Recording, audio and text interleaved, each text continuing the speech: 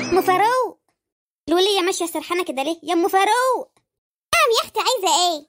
انا عملت قناة جديدة اسمها زغلول وحرم المصون، اشتركي وخلي الحبايب يشتركوا.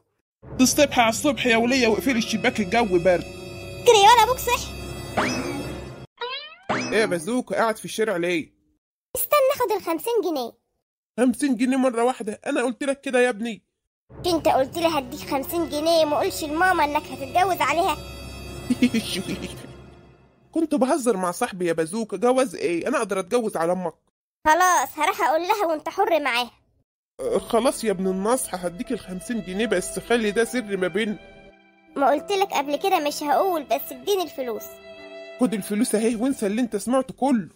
سرك كبير يا حاج. هروح البيت وابقى حصلني، وامك لما تسألك عليا قول لها ابويا مفيش في اخلاص. حاضر يا بابا ما تقلقش. قال تتجوز على ماما ايه؟ استخدم الخطة 11. يا جبروته بقى بيطلع خلاص صوته، كبر على قلبي واتجرأ وهيمشيني بشروطه. يا ناس ماله لحق ينسى اللي ضحاله. يا ملة بخت يا حظي، بقى كده يا بالزغلول تخلينا اشك فيك. اعوذ بالله من دبوس. مالك يا ام النكد، عايزه مني ايه؟ تعالى جنبي يا بالزغلول. ايه يا ولي، هتموت وعايزه تقول وصيتك ولا ايه؟ انا قاعده على نفسك. امال عايزه مني ايه؟ انا مش مطمن لك. عايزه اقول لك اوعى يا زغلول يا زغلول. ياما اوعى يا وليه، في حنش ولا ايه؟ اوعى تخني يا زغلول. اعوذ بالله من الشيطان الرجيم. انصرف انصرف، روح انام واسيبها لك يا بوم. اجمد يا زغلول، كلمتين يخوفوك كده. يعني هتعمل ايه يعني؟ ولا تقدر تعمل لي حاجه.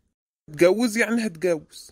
زغلول ياما اعمل نفسك نايم، اعمل نفسك نايم. خيمة نوم الظالم عبادة. بس اصبر عليا يا زغلول، اكيد بازوكا عارف عنك حاجة. لما راح اسأله هو اللي هيجيب لي قرارك. قال لي يجيب قراري، قال هاخد مني 50 جنيه والسر في بير. عمر بازوكا ابني ما يفتن عليا. نام يا ابو الزغاليل وحط في بطنك بطيخه صيفي. اتأخرت كده ليه يا ولا؟ قولي ايه اللي حصل واحكيلي. حاضر يا ماما، بس ايه يا ولا اخلص يا ولا. هو انا بقى فيا عقل؟ ابوك طلع بيخوني صح؟ صح.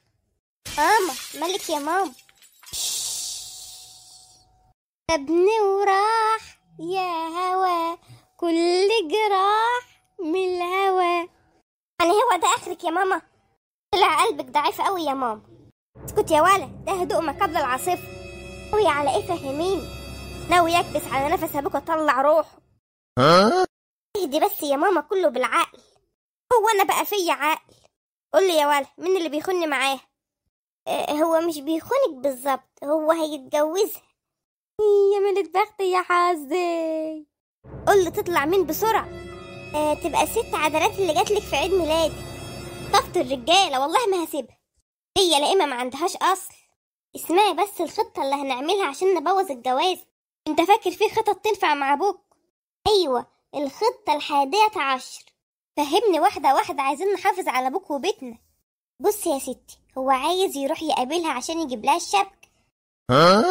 شوفوا الراجل وعمايله، ده جاب لي دبلة في خطوبتي، تاني اسبوع سرقها مني.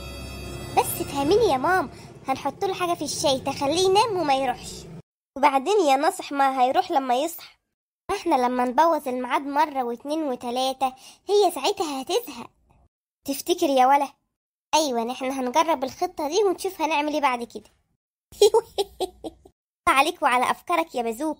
نستنى اول ما بابا يصحى وننفذ الخطة على طول. زعلانة ليه تاني؟ قلت لأم فاروق تشترك في القناة، ولا اشتركت ولا حبايبها اشتركوا. فرحوا ماما واشتركوا في القناة. استنوا الحلقة الجاية هنشوف هنعمل ايه في ابو الزغاليل.